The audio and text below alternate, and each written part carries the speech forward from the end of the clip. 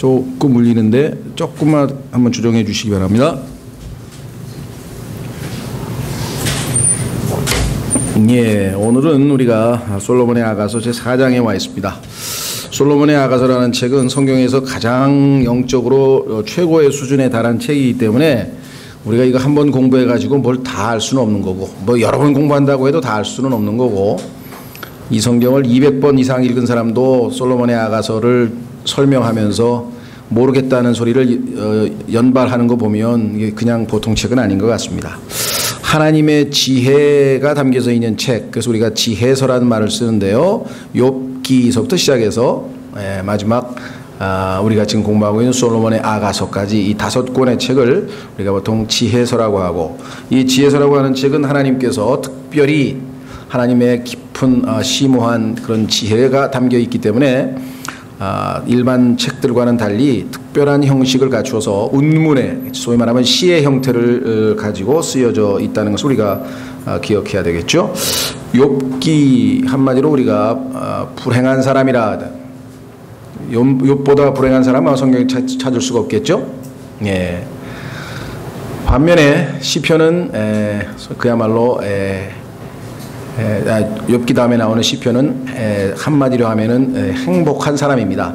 그래서 첫 장면이 복이 있는 자는 이렇게 시작을 하죠. 하나님과의 깊은 교제 가운데 있으면 형편이 어떻든지 간에 자기가 처해 있는 환경에 상관없이 하나님으로부터 복을 누리게 되고, 그렇게 되면 행복감을 맛보게 되죠. 그래서 성경에서는 복이 있다라고 하는 표현이 다름 아닌 행복하다라고 하는 것을 창세기에서 스스로가 해석해주고 있다, 이렇게 말씀을 드렸죠. 예, 됐네요. 뭐 지금 그 다음에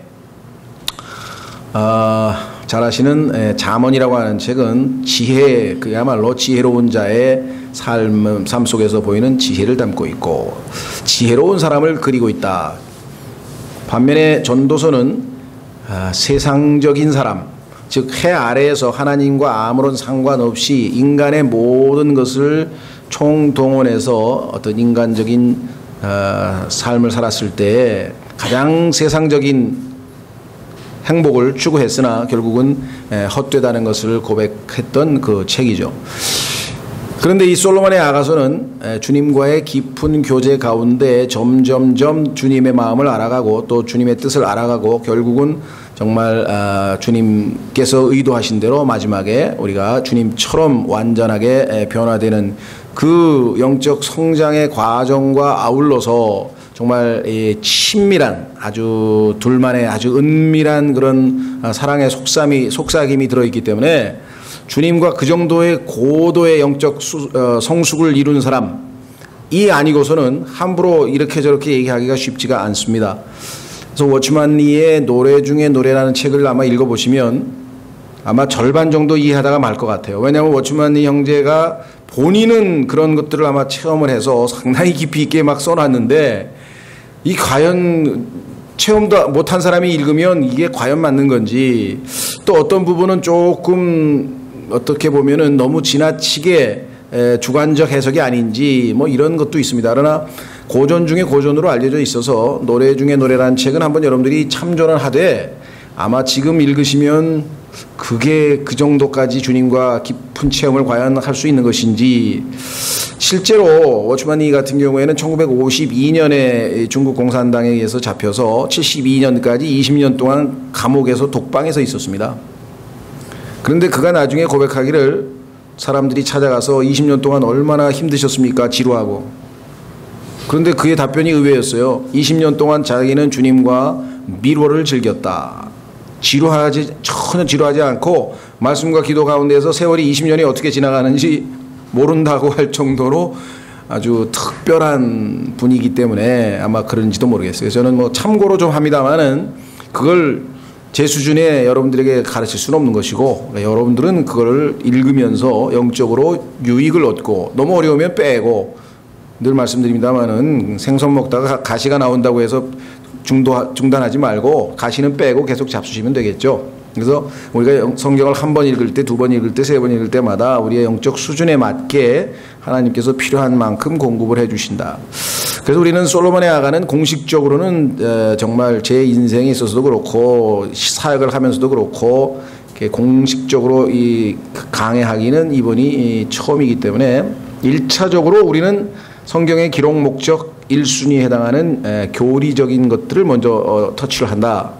그 다음에 이제 교훈적인 것들은 필요하면 조금씩 코멘트를 하고, 아니면 여러분들이 개인적으로 하나님과의 기도 가운데 이 말씀 속에서 영적인 교훈들을 얻어서 자기의 삶 속에 적용하시면 좋겠다, 이렇게 말씀을 드렸죠. 자, 그래서 오늘도 가능하면 좀 교리적인 측면, 그러나 오늘은 뭐 내용이 교리적인 측면보다는 주님께서 신부를 아주 칭찬하고 있는 내용이 나오고 자랑하고 있는 내용이 나오는데 당혹스럽죠? 왜 그렇습니까? 과연 여러분과 제가 예수 그리스도의 신부된 몸된 교회의 한 지체인데 칭찬받을 만한 일이, 과연 우리를 자랑하실 만한 일이 과연 있겠는가를 생각할 때 당혹스럽다는 거죠. 따라서 이것은 신랑이 신부를 자랑하고 있는 것이긴 하나, 지금 현재의 우리의 모습이 아니라 그분께서 우리를 완전히 빚으셔서 완성됐을 때의 그 모습을 보시고, 왜? 그분은 미리 완성하시겠다고 약속을 하셔서 미리 내다보시고 그 아름다움에 대해서 칭찬하고 있다. 따라서 우리는 우리의 미래의 모습이 이렇게 될 것인 것을 미리 보여주셨기 때문에 그 방향으로 우리의 신앙생활에 초점을 맞출 수가 있다, 이렇게 생각하시면 되겠죠. 자, 한번 확인해 보겠습니다. 로마서 8장으로 가면 성경에 따르면 이미 여러분과 제가 영광스럽게 되었다라고 과거 시제로 기록되어 있어요. 그 모습을 지금 미리 보여주시는 겁니다. 마태복음에도 예수님께서 인자가 하늘에서 강림하는 것을 볼 자가 있다고 했을 때 변화산에서 미리 재림하시는 예수 그리스도의 모습을 보여주셨죠. 그렇죠? 그런 것처럼 미리 우리 주님의 몸된 교회의 신부의 모습을 주님의 칭찬을 통해서 볼 수가 있는 것이다. 로마서 8장 30이 아니라 30절이군요. 예. 로마서 8장 30절에 보면 주님께서 우리를 이미 영광스럽게 하셨다고 과거 시제로 되어 있어요. 자, 우선 29절부터 보시면 그분께서는 자신이 미리 아신 자들을 또한 예정하사 자신의 아들의 형상과 같은 모습이 되게 하셨나니 이것은 그분이 많은 형제들 가운데서 처음 난 자가 되게 하려 하심이니라. 뿐만 아니라 그분께서는 자신이 예정하신 그들을 또한 부르시고 자신이 부르신 그들을 또한 의롭다 하시고 자신이 의롭다 하신 그들을 또한 영화롭게 하셨느니라. 의롭다 하셨다까지가 과거 시제인 것은 우리가 이해가 되겠는데, 영화롭게 하셨다는 얘기는 분명히 미래의 시제인데도 불구하고 하나님께서는 이미 과거, 현재, 미래가 없으시다 그랬죠. 과거, 어제나 오늘이나 미래나 다 동일하신 분이기 때문에 하나님께서는 out of time이라고 그랬어요. 시간 바깥에, 욥기에 나오죠. 시간 바깥에 계신 분이기 때문에 항상 현재예요. 그래서 하나님의 이름이 I am이잖아요. I am. 나는 있다. 항상 있다 이거죠. I will be 아니고 I am. 마찬가지로 교회도 이미 완성된 모습에 대해서, 미래의 모습에 대해서 지금 칭찬하고 있는 모습이니까 당황하지 마시고, 요즘에 뭐 그런 게 있다면서요. 보이스피싱 할 때 손님 당황하셨어요? 뭐 당황하지 마세요. 뭐 한참 유행어가 요즘 돌아다니는 모양인데 여러분도 당황하지 마시고, 이거는 내 미래의 모습이구나. 야, 이게 소망이구나. 이렇게 될 것이구나. 그러면 나도 이쪽으로 방향을 틀어야 되겠구나. 그렇죠? 한 걸음이라도 내가 주님께 협조해서 더 다가서야 되겠구나. 이것이 우리의 신앙생활이구나. 이걸 깨달으시면 되겠죠. 자, 그래서 여러분과 저의 모습이 어떻게 묘사되어 있느냐 보십시오. 보라, 내 사랑아, 내가 어여쁘도다.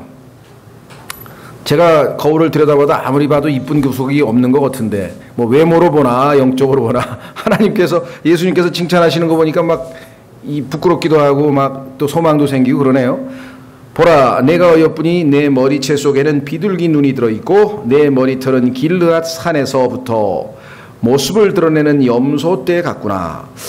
주님의 이 문학적 비유가 상당히 참 아름다운데요. 물론 문학적으로만 비유하신 건 아닙니다. 성경에 다 근거가 있죠.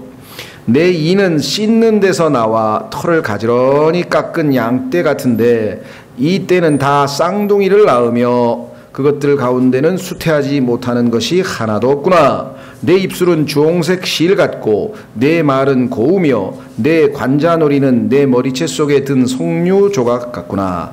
내 목은 병기를 두려고 건축한 다윗의 망대 곧 1000개의 작은 방패들과 용사들의 모든 큰 방패들을 걸어둔 망대 같고 내 두 젖가슴은 백합 가운데에서 먹는 쌍둥이 노루새끼 2마리 같구나. 날이 새고 그림자들이 달아나기 전에 내가 모략의 산과 유향의 작은 산으로 가리라. 내 사랑아 네가 전적으로 어여쁘니 내게는 아무 흠이 없구나. 여기까지 좀 봤으면 싶은데요. 시간이 될지 모르겠습니다만 왜냐하면 거기에 킹제임스 성경에는 거기에 지금 문단 표시가 거기 돼 있죠. 8절에 따라서 1절서부터 7절까지 우리가 한번 한 문단으로 삼아서 살펴보면 좋을 것 같습니다. 자, 여기 보면 맨 끝 부분이 우리에게 시사하는 바가 있어요. 내게는 아무 흠이 없구나. 우리의 위치가 그래요. 하나님 앞에서 우리의 위치. 이미 영광스럽게 되었으니까 아무 흠이 없죠. 왜? 그렇게 하시겠다고 주님이 약속을 하셨거든요. 그럼 주님은 약속을 지키신다는 뜻이죠. 주님을 신뢰해야지 스스로 자아도취돼서 야 내가 아무 흠이 없어? 야 나 굉장히 신앙생활 잘하고 있나? 이렇게 착각하시면 안 되고 자 에베소서 5장으로 가보겠습니다. 에베소서 5장에 가시면 주님께서 우리의 미래에 아무 흠이 없게 하시겠다는 약속을 하셨어요. 그러니까 이 모습은 주님이 약속을 성취하신 모습이죠. 여러분과 저의 현재의 모습을 바라보지 마시고 항상 주님을 보시면 좋겠죠. 찾으셨습니까? 예. 25절 에베소서 5장 25절에 남편들아 너희 아내 사랑하기를 그리스도께서 교회를 사랑하사 교회를 위하여 자신을 주신 것 같이 하라. 이것은 그분께서 말씀을 통해 물로 씻음으로 교회를 거룩히 구별하고 정결하게 하려 하심이요. 또 그것을 점이나 주름이나 그런 것이 없는 영광스러운 교회로 자기를 위해 제시하려 하심이며 교회가 거룩하고 흠이 없게 하려 하심이라. 100% 완전한 신부를 만드셔서 완전하신 신랑께서 함께 영원히 함께 하시겠다고 하는 것이 하나님의 목표고 이 목표를 이미 이루시기 위해서 이미 선한 일을 시작하셨다. 지난주 설교 본문이 바로 빌립보서 1장 6절이었습니다. 선한 일을 이미 시작하신 분께서 그리스도의 날까지 그것을 이루시겠다고 결의를 다지셨죠. 분명히 이루셨습니다. 그래서 솔로몬의 아가서에서는 우리가 주님의 칭찬을 듣는 위치까지 와 있는 것이죠. 자, 그래서 주님께서 이제 칭찬하시는 모습을 구체적으로 하나 둘씩 한번 우리가 확인을 한번 해보죠. 주님께서 완성시키셨다는 거 하나, 우리의 소망이 여기에 있다는 거 하나, 우리의 삶의 방향이 이 방향으로 가야 된다고 하는 거 하나, 이 땅에서 축복 많이 받고 이 땅에서 만사가 잘 형통하고 이 땅에서 뭐가 잘 되고 이것이 신앙하고는 무관하다는 것. 오직 예수 그리스도의 모습으로 우리를 변화시키셔서 영원토록 하나님께서 우리를 통해서 기쁨을 얻고자 하는 것이 하나님의 목적이라고 하는 것. 그 방향으로 이 말씀을 통해 우리가 신앙의 목표를 잡을 수가 있다. 자, 1절 보라. 성경에 보면 보라라고 하는 말은 우리의 주의를 환기시키기 위해서 자주 쓰입니다. 보라. 그렇죠? 우리도 그렇죠? 그냥 얘기하는 것보다 보라 하면 벌써 attention이잖아요. 예, 영어로 얘기하면 attention. 요즘 영어로 얘기하면 attention please. 자, 주목하세요. 자, 보세요. 중요한 얘기합니다. 이럴 때 쓰는 표현이에요. low란 말도 써요. 성경에 L-O. low 또는 behold란 말이 많이 쓰이는데요. 자, thou art fair. fair란 말은 현대 영어에서는 fair play라 그래가지고 우리 공평하다, 공정하다라는 말을 쓰이는데 그건 조금 왜곡돼서 원래 1차적인 성경적 의미는 아름답다는 뜻입니다. 왜? 성경이 성경을 풀어서 쓰는데 다른 곳에 보니까 요즘 얘기로 하면 pretty, 예쁘다든가 또 beautiful이라는 뜻으로 성경에서는 사용되었다. 그걸 아셔야죠. 예, 잘못하면 중학생이 번역하면 너는 참으로 공평하구나 막 이렇게 번역하면 안 되고 조심하세요. 자, 어여쁘구나. 또 한 번 강조했어요. 보라. 이거 정말 주님의 마음을 엄청 감격시키셨나 봐요. 근데 주님이 하신 일인데도 그런가 봐. 왜 그랬을까요? 주님이 하셨지만 우리의 동의와 협조가 있었다는 거예요. 억지로 말 안 듣는 아이를 막 그렇게 하는 거하고 주님 뜻을 알아서 우리가 우리의 몸을 헌신하기 위해서 우리의 몸을 산 희생물로 주님께 내어 드려서 주님께서 만드신 작품하고의 차이겠죠. 내가 어여쁘니 내 머리채 속에는 비둘기 눈이 들어있고, 이 머리채라고 번역을 하니 이게 지금 뭘 얘기하느냐 좀 어렵습니다. 근데 해석이 분분한데, 어떤 분은 이 머리, 여기서 얘기하는 머리채는 단발머리를 의미하는 것 같다. 그러니까 단발머리 하면 이렇게 머리가 좀 내려오죠. 이렇게 눈 쪽을 살 가리잖아요. 그렇죠? 예, 그래서 어떻게 보면은 좀 다른 사람들로부터 이렇게 약간 가리움, 커버링, 덮개 역할. 왜냐? 성경에 보니까 고린도전서에 하나님께서 여자들에게 long hair, 긴 머리를 주신 것은 머리를 덮기 위해서라고 성경에 기록되어 있거든요. 예. 그렇죠? 예, 그래서 우리는 아마 여기서도 그 머리를 좀 이마를 가리고 또 이게 눈을 좀 약간 이렇게 내려와서 가려서 다른 사람이 잘 보지 못하도록 그렇게 하는 역할을 한 것 아닌가, 그렇게 지금 일단 추정을 합니다. 머리채에 대해서는 뭐 성경에서 다른 걸로 이렇게 설명할 만한 것들이 별로 없는데요. 일단은 뭐 모르는 건 모르는 대로 우리가 주님 앞에 나아갑니다. 자, 비둘기 눈. 이건 뭐 성경에서 이제 우리가 상당히 많이 뭐랄까요, 접하죠. 비둘기와 까마귀의 역사는 성경에서 엄청 오래됐습니다. 창세기 8장에서부터 노아의 홍수가 끝나고 나서 하나님께서 비둘기를 내보냈더니 시체들이 많고 아직도 부패의 모습을 보고 있는 데서 돌아와 버렸고, 까마귀는 그 시체와 아주 부패한 것에 아주 심취해서 아주 그거 뜯어먹느라고 아예 떠나가 버렸고, 비둘기는 얼마 후에 다시 내보냈을 때 자라난 올리브 나무 이파리를 입에 물고 돌아왔죠. 그래서 이 올리브 이파리를 입에 물고 있는 비둘기, 그것을 현대 오늘날까지도 평화의 상징으로 사용하고 있죠. 그렇죠? 예, 평화의 상징. 그렇죠? 올리브 이파리를 물고 있는 그 평화의 상징 그림을 아마 유명한 화가들도, 피카소 같은 사람들도 다 아주 그려놨기, 성경에서 그려놨기 때문에 사람들에게 아주 각인되어 있는 것 같아요. 그렇죠? 비둘기가 올리브 이파리를 물고 있는 모습은 평화의 상징이다.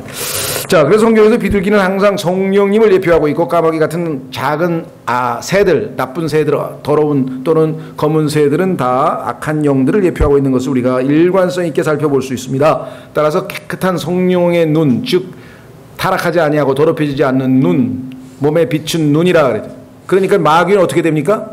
이 땅에서 여러분과 제 눈이 얼마나 이 세상에 세속적이고 또 뭐라 그러나요, 아주 더럽혀진 것들로 인해서 집요하게 지금 아주 난타당하고 있죠. 더더군다나 오늘날은 이 모든 것을 다 형상화해놨죠. 요즘 보니까 전화기도 다 뭐라 그러나 영상통화를 하더라고요. 요즘 그러나요? 막 보니까 영상통화를 하면서 서로 보면서 막 이렇게 막 그런 걸 하는 걸 보면 점점 아마 우리의 눈을 지키기가 점점 더 어려워지는 세상으로 가는 것 같아요. 그러나 주님께서는 우리의 눈은, 비둘기는 정확하게 45도 딱 한 곳만 바라보고 눈을, 속된 말로 눈알을 이리 돌리고 저리 돌리고 그러질 않아요. 까마귀처럼. 까마귀는 그냥 눈알이 휙휙 돌아가는, 그냥 막 세상적인 호기심. 그러나 비둘기는 딱 한 곳을 탁 직시하면서 똑바로 가는 순결한 눈. 그래서 성경에 보니까 주께서는 눈이 순결하사 차마 악을 보지 못하시며, 여러분과 제가요 순결한 눈을 가지고 있으면 악한 거는 못 봐요.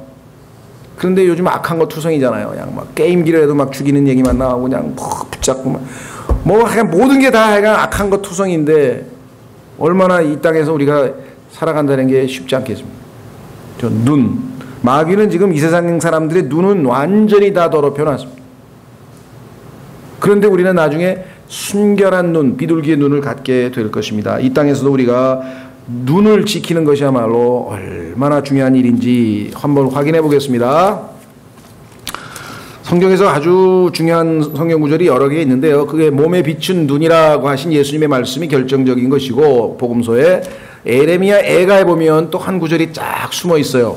이 구절도 아주 정말 우리가 영적으로는 굉장히 통찰력이 있는 중요한 구절인데요. 예레미야 3장 51절. 우리말로는 조금 죄송합니다. 제가 이거 번역을 탓하는 건 아니고요. 뉘앙스가 조금 살리려면 영어 얘기를 안 할 수가 없네요. 자, 예레미야애가 3장 51절 내 도시의 모든 딸들로 인하여 내 눈이 내 마음을 상하게 하는도다. 여기 51절에 보면요, 내 눈이 내 마음을 상하게 한다는 얘기가 이 상하게 한다는 말이 문맥에 따라서 맞는 말입니다. 성경에 보니까 이 롯도 여러분 아시다시피 그 소돔과 고모라의 그 추악한 모습을 보면서 마음이 상했잖아요. 그렇죠? 그런 의미에서 우리의 눈이 아주 정말 하나님이 싫어하는 것들을 보게 되면 마음이 상할 수밖에 없어요. 영적으로 우리가 편치가 않죠. 예, 그런 것처럼 그런 의미에서 마음이 상하게 하는도다. 그 말은 뭐 번역을 할 수 있는데 조금 더 의미를 확장시키면 이게 affect라고 하는 말은 영향을 끼친다는 뜻입니다. 그러니까 우리가 무엇을 보느냐에 따라 내 마음 상태가 영향을 받는다 이 말이에요. 그렇죠? 그래서 옛날에 맹자의 맹모 삼천지교도 거기서 나온 거 아니겠습니까? 보는 거 그대로 하잖아요. 아이가. 이게 뭘 보여주느냐. 얼마나 이게 중요한지 모르겠어요. 그렇죠? 그래서 어릴 때에 정말 현명한 부모는요, 강제적으로 텔레비전을 포함해서 모든 그 우리 눈을 막 현혹시키는 반짝반짝거리는 거 딱 챙기고 5살까지 아니면 7살까지 계속 도서관에 데리고 다닙니다. 그럼 책을 읽는 버릇이 한번 들으면요, 그 다음에는 번쩍거리는 거 싫어해요. 그거 거부감을 느껴요. 영적으로 딱 이거 아니다. 그거 알아요. 민감해. 책을 읽어요. 아이가. 그 지금 책 읽는 아이들이 다 지금 아주 쟁쟁하게 막 전 세계에서 수제로 등장한 거예요. 그럼 부모가 진짜 머리를 아주 기가 막히게 쓴 거예요.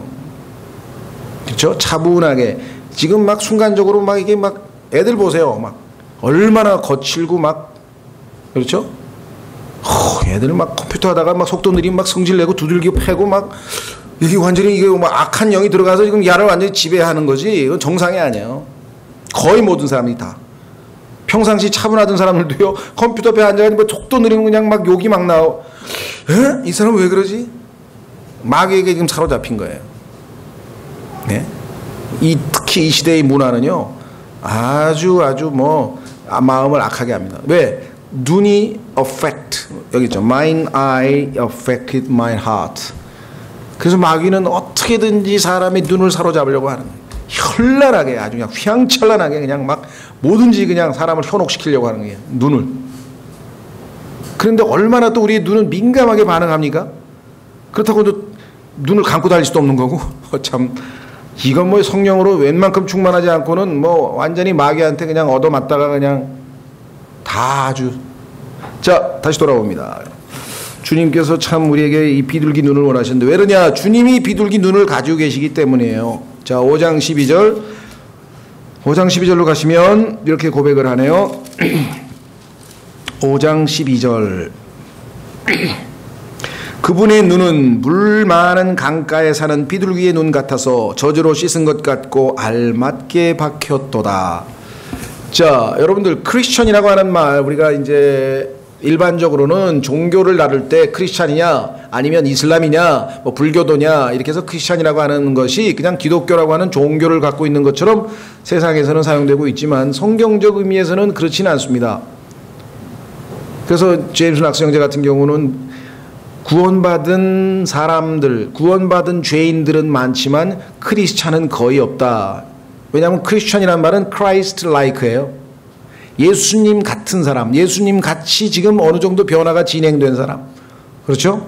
적어도 성경에 따르면 하나님께서 야곱이라고 하는 사람을 이름을 이스라엘로 바꿨는데요. 그렇죠?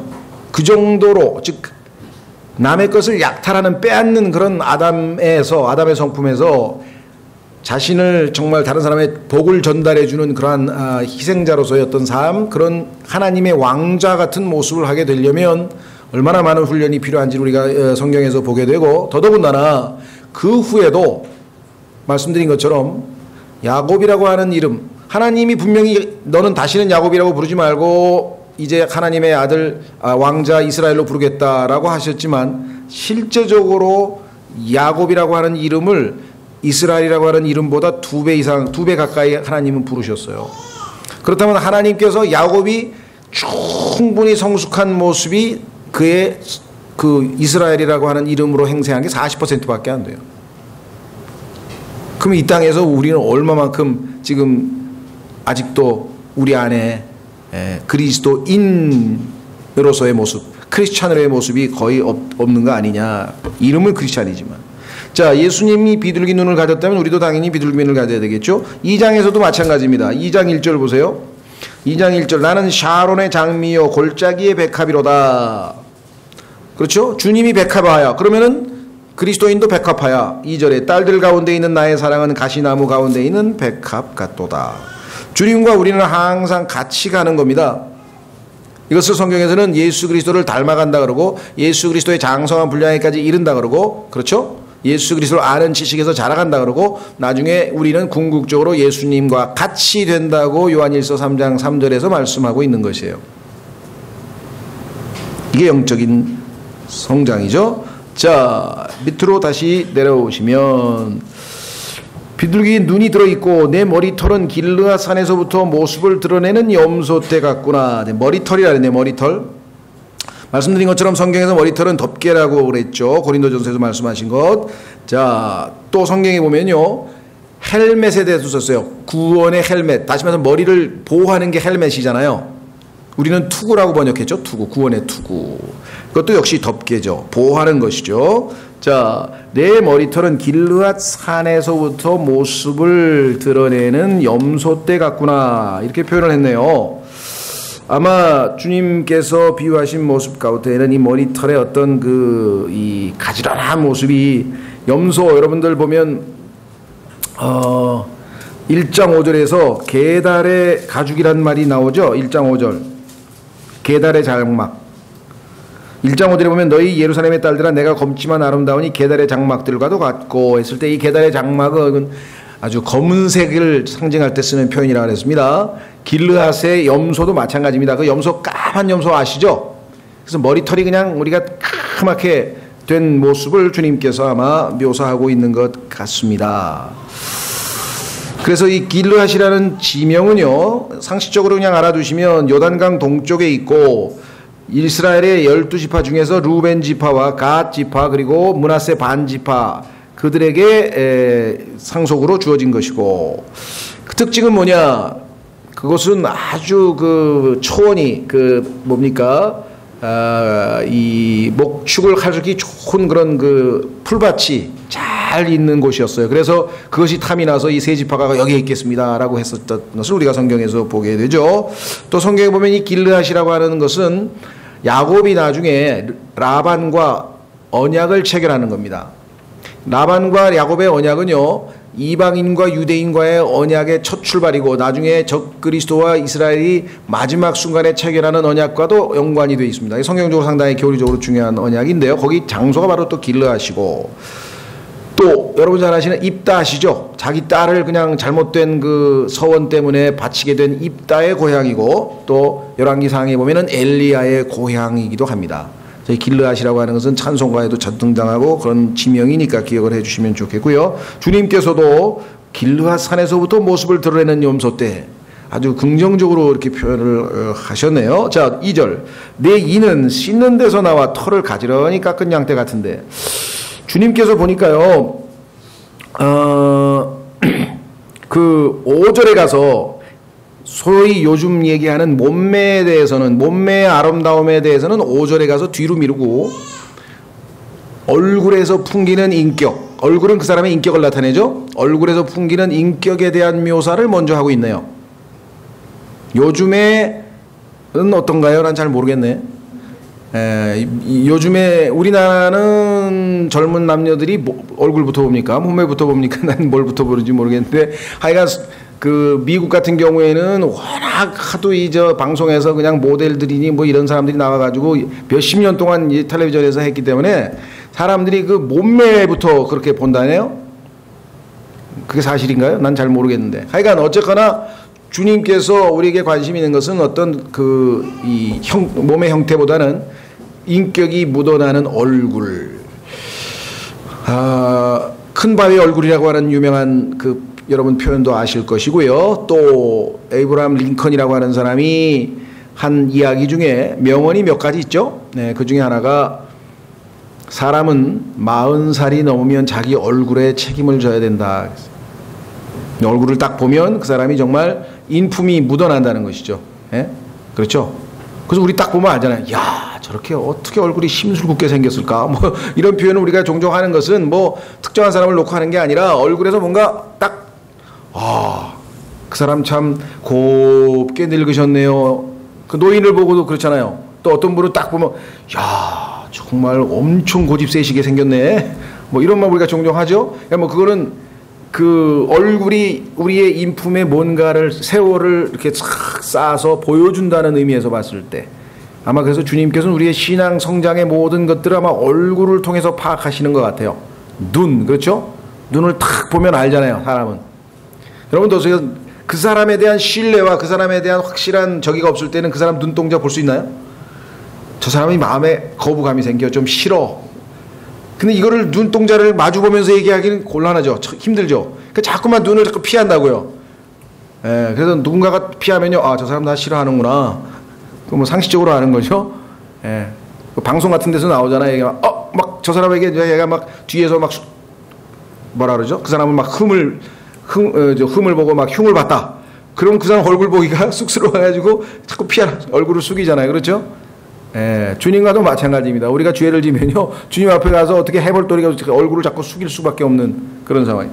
자, 그래서 눈, 그 다음에 머리채, 머리털, 세 번째는 이라 그랬니, 이.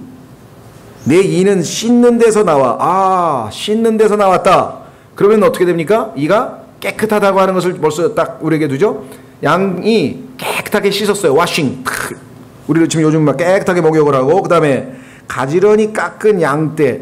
자, 가지런히 깎은 양떼는 하얀, 그렇죠? 성경에 양털같이 희다라 그랬죠? 그러니까 요즘에 뭐 미백하면은, 근데 나중에 그 미백 효과 없어지면 더 추하게 보이잖아요.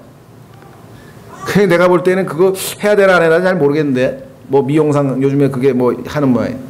처음에 제가 스페인 유학을 갔는데, 그 스페인 교회에서 이제 자매들하고 이렇게 뭐 성경 공부도 하고 그러는데, 이 여자들이 그냥 이가 막 쑥색 비슷하게 막 시커매요. 막 그냥 회색인데, 야, 너무 이상했어.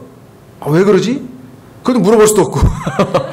나중에 어떻게 하다가 얘기가 나왔어. 그랬더니 한다는, 난 콜라를 많이 먹어서 그런 줄 알았어요. 그때 아니, 그냥 초콜릿들을. 그래서 왜 그러지 않으니까 아주 그냥 스페인 부모들은 초콜릿들을 우리 사탕 가지고 주머니에 넣고 다니다가 울면 초콜릿들을 줬대요.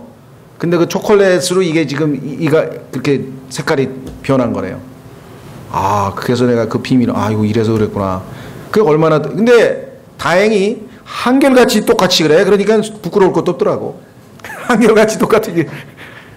그냥 한국 그 자매들, 여자들 뭐 이렇게 보면요, 막 스페인 남자들이 막, 어이구, 왜 이렇게 예쁘냐 그러면서 막 눈도 너무 작고 그냥 이빨도 하얗고 막 눈 작은 걸 그렇게도 좋아해요. 그래서 내가 한국에서는 눈 작다고 눈을 크게 만든다고 생난리인데 이게 참, 그 사람들 여자 눈들 보면요, 막 이렇게 막 무슨 왕눈깔도 아니고 막 징그러울 정도거든요. 근데 그냥 한국 여자들 보면 눈이 샥 옆으로 이렇게 자기들은 이렇게 너무 아름답다는 거예요. 그래서 내가 이 미의 절대 기준이라는 게 없는 거라 이거죠. 그렇죠? 예, 내적인 기준은 있을 수 있겠지만 외적인 거는 우리 신경 쓸 게 없겠다. 적당히 신경을 쓰셔야죠. 적당히. 그렇죠? 예. 자, 내 이는 씻는 데서 나와 털을 가지런히 깎은 양떼 같은데 이때는, 이 양떼는 다 쌍둥이를 낳으며, 아, 쌍둥이는 어떻습니까? 우리가 매치가 되죠. 비슷하잖아요. 이 코하고 코, 눈 이렇게 보면은. 그러니까 이가 어떻게 돼요? 요즘에 이거 교정하는 사람, 이게 매치가 안 되는 사람 있잖아요. 막 아래로 이렇게 올라가지고 막 위가 이렇게 내려오고 막. 그래서 요즘에 보면 그냥 웬만한 사람은 다 입에다 뭐 끼고 있대. 그래서 난 저게 유행인가 그랬더니 그게 단지 미용 목적만은 아니랍니다. 이게 나중에 비뚤어지면 턱 관절에도 이상이 오고 하여간 나중에 좋지가 않대. 그래서 이걸 가지런히, 그게 아름답대요. 여기서 주님께서도 가지런하다는 게 이가. 그래 보기 아름답죠. 예. 그 이가 무엇을 의미하느냐? 그러면 또 이제 워치만이 책에서는 상당히 어렵게 복잡하게 이제 막 영적으로 깊이 들어가요. 그런 거는 그 책을 읽으면 도움이 좀 되실 것 같고, 어쨌거나 우리는 우리의 제한된 범위 내에서만 살펴보도록 하겠습니다. 그것들 가운데는 수태하지 못하는 것이 하나도 없구나. 열매. 여기서는 이제 1차적으로 수태하지 못한다는 얘기는 열매 없다는 얘기가 우리 영적인 적용이지만 1차적으로는 뭐예요? 빠진 이빨이 없다 이 말이에요. 이빨이 빠진 게 없다. 중간에 이빨이 빠지면 보기 흉하죠. 그렇죠? 그런데 또 아프리카의 어느 지방에 가니까 이게 이빨이 빠져야 미인이래요. 그래가지고 시집가기 전에는 또 이빨 빼려고 난리법석을 친다네. 야, 그거 참 또 희한하네. 그죠? 어떤 민족은 여기다 무슨 뭐 뼈를 어떻게 집어넣으면 뭐가 툭 튀어나오기도 하고, 하여간 참 그 미의 기준이 아주 복잡한데, 여기서는 지금 일단 빠진 이빨이 없어요. 우리의 영적 생활에다가 굳이 적용하면은, 여기 왜냐면 열매란 말을 쓰셨으니까, 수태란 말을 썼으니까, 그렇죠? 예, 그래서 참 이 배런이란 말은요, 곡식을 심었는데 그게 열매가 풍성하지 못하고 그냥 몇 개 나다마는 그런 상태를 얘기할 때 쓰는 표현이에요. 이게 한번 확인해 보겠습니다. 왜 이건 영적 적용이 가능한가? 베드로후서에 써 있어요. 이 배런이란 단어가. 그래서 여러분과 제가 영적 삶에서 풍성한 열매가 없을 때 주님이 기뻐하실 수 없구나. 이걸 우리가 성경을 통해서 확인을 해 보도록 하겠습니다. 베드로후서 1장에 가면은요, 영적 성장의 단계가 나와 있어요. 그걸 어떻게 할 수 있는가? 영어 단어 ADD, add란 단어가 있는데 더하라 이 말이잖아요. 더하라. 자, 5절 이것과 더불어 열심을 다하여, 이게 우리가 영적 성장에 매진해야 되는, 올인 해야 되는데요. 너희의 믿음에, 자, 예수 그리스도를 믿었습니다. 그래서 구원을 받았습니다. 거듭났습니다. 하나님의 자녀가 됐습니다. 그러면은 이제 첫 번째는 뭐냐? 덕이라고 하는 것은 미덕이라고도 번역을 하고요. 이 virtue라고 하는 것은 어떤 의미냐? 도덕적 능력을 얘기합니다. 죄를 이길 수 있는 힘, 유혹을 이길 수 있는 힘, 화를 낼 때 절제할 수 있는 힘, 짜증을 내다가도 바로 회복할 수 있는 힘. 이게 그리스도의 성품에서부터 우리에게 점점 변화시켜 주시는 것이죠. 덕. 그래서 첫째로요, 최소한도 여러분 주변에서 제가 예수 그리스도를 믿더니, 예수 믿더니 착해졌어? 그 소리는 좀 나와야 돼요. 우리 남편이요, 예수 믿더니 많이 착해졌어요? 그렇죠? 그러니까 성경에서 좋아졌다, 굿, 착해졌다, 그런 간증이 반드시 있어야 되는 것이에요. 그 다음에 지식. 이 지식은요, 정보 얘기하는 거 아닙니다. 인터넷 뒤지면 지식이야 뭐 인포메이션이 얼마든지 들어오죠. 성경에서 말씀하시는 지식은요, 교제적 지식이라 그래요. 어떤 지식이냐? 예를 들면 직접 만나서 사귀어서 아는 거예요. 그래서 굉장히 강력한 표현이에요. 예를 들면 아담이 이브를 알았더니 가인을 낳았더라. 그 지식을 얘기하는 거예요. 얼마나 밀접한 친밀한 교제입니까? 교제적 지식, 사귐을 통해서 아는 지식. 예수 그리스도를 말씀과 기도 가운데 사귀면서 얻게 되는 예수 그리스도에 대한 지식을 얘기하는 것이지, 인포메이션을 창세기부터 계시록까지 한 20번 읽었더니 성경에 어디에 무슨 구절이 있고 뭐가 있고 쫙쫙쫙 그런 정보를 많이 가지고 있다는 거하고는 다릅니다. 박근혜 대통령에 대해서 저는 그분이 뭐 요즘에 보니까 뭐 문학적으로도 재능이 있고 뭐 또 개그도 잘하고 말이죠. 뭐 하여간 뭐 똑똑하고 뭐 하여간 뭐 서강계 뭐 전자공학을 하고 뭐 정보는 나도 웬만큼 가지고 있어요. 왜? 대통령 나올 때 뭐 방송에 많이 나왔으니까. 근데 한번 만나서 식사를 해봤습니까? 악수를 해봤습니까? 대화를 나눠봤습니까? 그러니까 나는 박근혜 대통령에 대해서는 교제적 지식 모르는 거예요. 성경적 의미로 봤을 때는 그분에 대해서만 좀 아는 거예요. 오늘날 이 860만 기독교인 중에 예수 그리스도에 대해서 아는 사람이 90%가 넘어요. 예수님을 알아야 구원받는 거예요. 그게 성경에 나오잖아요. 요한복음 17장 3절에 영생은 예수 그리스도를 아는 것이라고. 그분을 알면 인생이 달라지죠. 그분을 알고 지내는데. 그렇죠? 예. 그래서 여기서 지식은 그런 의미를 얘기합니다.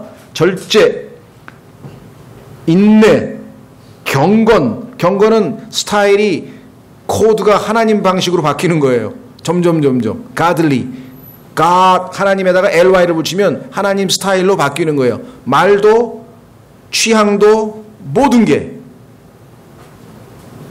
예수님께서 누가복음에서 하나님이 기대하셨던 완전한 인간으로서의 삶을 살았는데 하나님 그 예수 그리스도께서 누가복음에서 보여주셨던 완전한 인간의 그런 스타일로 우리의 삶도 점점 바뀌어가는 것. 그 다음에 형제의 친절, 형제로서 다른 사람을 친절하게 대해주는데요. 우리의 친절은 대상에 따라 달라지죠. 그렇죠? 그건 편협한 거예요. 그건 성경에서 말씀하신 친절. 예수님은 동일하게 누구에게나 다 친절하게 대해주십니다. 그래서 편애하지 말라라고 하는 얘기가 변화된 그리스도 거듭난 성도에 대해서 로마서 12장에 언급하고 있고요. 그 다음에 사랑은요 굵은 글씨로 썼어요. 왜 그럴까요? love가 아니고 charity인데 이 charity라고 하는 사랑이라는 것은 Christian brotherly love라고 했어요. 그리스도인의 형제 사랑을 의미하는 아주 특별한 단어이기 때문에 이 단어를 현대 오늘날의 사람들은 구제라고 하는 단어로 씁니다. 구제. 누군가의 가난한 사람을 물질로 도와줄 때 이 charity라는 단어를 써요. 헬라어의 카리타스인데요. 그래서 Christian brotherly love는 뭐냐면 하나님께서 세상을 이처럼 사랑하사 그 다음에 뭐라 했어요? 독생하신 아들을 어떻게 했다고요? 주셨다고 하는 거예요. 그러니까 사랑은 항상 줘야 돼. 주지 않고는 성경적 의미의 사랑은 아니야. 뭔가를 희생을 해야 돼. 그 사람을 위해서. 시간을 주든 뭐 물질을 주든 뭔가를 줄 때에만 사랑이죠. 그러니까 주지 않고는 사랑할 수 없어요. 그렇죠? 그러나 사랑하지 않으면서 줄 수는 있어요. 얼마든지. 오늘날 뭐 고아원도 있고 무슨 양로원도 있고 소위 말하는 인류 박애 평등 그 프랑스 혁명의 기치를 들고 가난한 사람 돕고 하는 거 얼마든지 할 수 있습니다. 성경에서 말씀하시는 것과는 구분되는 것이죠. 자, 이렇게 해서 8절 이것들이 너희 안에 있어 풍성하면 그것들이 너희가 우리 주 예수 그리스도를 아는 것에 빈약하거나 열매를 맺지 못하게. 이 열매를 맺지 못하는 게 아까 얘기했던 그 단어하고 똑같아요. 빈약하다고 하는 그 베런이라고 하는 단어하고 아까 수태하지 못한다고 하는 단어하고 같아요. 근데 우리말로는 이제 문맥에 따라서 번역을 하다 보니까 달라졌지만 한 단어입니다. 곡식을 심었는데 별로 곡식이 잘 연글지 않았다든가 이럴 때 쓰는 단어입니다. 사과가 보니까 다 낙과가 돼 이거 몇 개 안 남았다든가 이럴 때 쓰는 거예요. 자, 그래서 우리가 이렇게 영적으로 성장하지 않냐면 하나님 보시기에는 열매 없는. 그런데 예수 그리스도께서 완성된 우리를 표현하실 때에는 솔로몬의 아가 4장 2절에서 수태하지 못하는 이가 하나도 없구나. 다 너희에게 성령의 열매가 충만하게 맺혔구나. 얼마나 아름다우냐. 풍성하지 아니하냐. 이렇게 말씀하셨습니다. 소망이 생기십니까? 정말 이것을 주님께서 완성하시는 우리의 모습으로 제시하신 거예요. 얼마나 정말 이 가슴이 벅찬지 모르겠어요. 부끄럽기도 하고, 이 목표를 향해서 가야 되는데 나의 시선을 뺏는 것이 주변에 왜 이렇게 많으냐. 우리를 방해하는 그 방해물은 왜 이렇게 많고, 왜 이렇게 더딜까요? 그렇죠? 아마 하나님 보시기에는 우리의 영적 성장의 그 속도가 너무 느려서 아마 굉장히 답답하실 것 같습니다.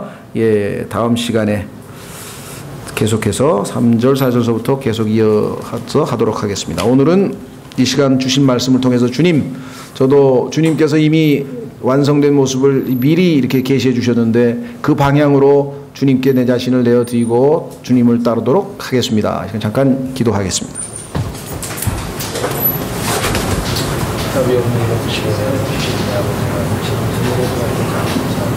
오늘 주님께서 주신 말씀 아버지 하나님 저희가 가야 할 주님께서 우리 같은 자를 이렇게 칭찬하시는 모든 것과를 공개하십니다. 그러나 주님이 이렇게 이루실 것을 생각하는 또한 소망이 아버지 진심으로 원합니다. 이 길로 우리가 주님을 온전히 내려놓고 이 길로 주님을 따라 항상 따라갈 수 있기를 소망합니다. 오시리오 저희의 나약함 또 저희의 부족함 주시고 수고하고 온전히 주님이 진심으로 우리 따르실 것을 소망하오니 도우시기 원합니다. 아버지 하나님 대지금 영웅 사랑하시고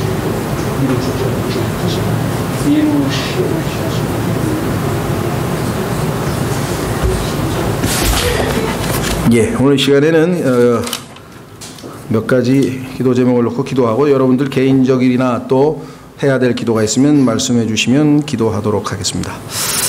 예, 우선 교회적으로 기도해야 될 것들은 세 가지인데요. 첫째는 저희가 9월 1일 날 침례식을 거행합니다. 근데 이제 침례식의 대상은 성경적으로 얘기하자면 구원받고 1분 있다가 바로 받을 수도 있어요. 그 대표적인 케이스가 우리 사도행전 8장 37절에 나오는 에티오피아 넷이죠. 바로 그 복음 듣고 침례 받아도 되냐 그러니까 마음을 다하여 믿었으면은 받아도 좋다 그랬더니 저는 진심으로 예수 그리스도가 그리스도이신 것을 믿었습니다 하면서 자신의 신앙 고백을 했단 말이죠. 예. 그래서 즉시로 이 빌립이 침례를 준 경우가 있습니다. 그래서 뭐 성경적으로 아무 문제 될 거 없어요. 다만 우리가 침례의 의미를 조금 더 깊이 있게 생각하면서 침례를 받으면 훨씬 더 의미가 있지 않겠냐. 여기는 이제 침례의 의미도 모르고 일단 받은 거죠. 그러나 침례라고 하는 것은 성경에 따르면 immersion, 잠긴다는 뜻인데 그 뜻은 장사를 지낸다는 뜻이다. 물속에다 수장. 왜 장사를 지내냐? 죽었으니까. 그러니까 예수 그리스도와 함께 십자가에 못 박혀서 죽었다. 나의 옛사람은 죽었습니다. 내 사람을 묻어주십시오. 그 대신 부활해서 나는 이제 새 사람으로. 그러면 죄에 대해서 세상에 대해서는 죽었으니까 묻어주십시오. 부활하신 예수님과 더불어 의에 대해서 하나님께 대해서 살았습니다. 나는 이제 앞으로 새 사람으로 살겠습니다. 이것을 사람들에게 간증하고 공개적으로 그것이 바로 성경에서 말씀하시는 침례의 의미이기 때문에 그것을 저희가 공개적으로 사람들한테 이제 나는 나의 과거 옛사람은 죽었고 이제 새 사람으로 살겠다.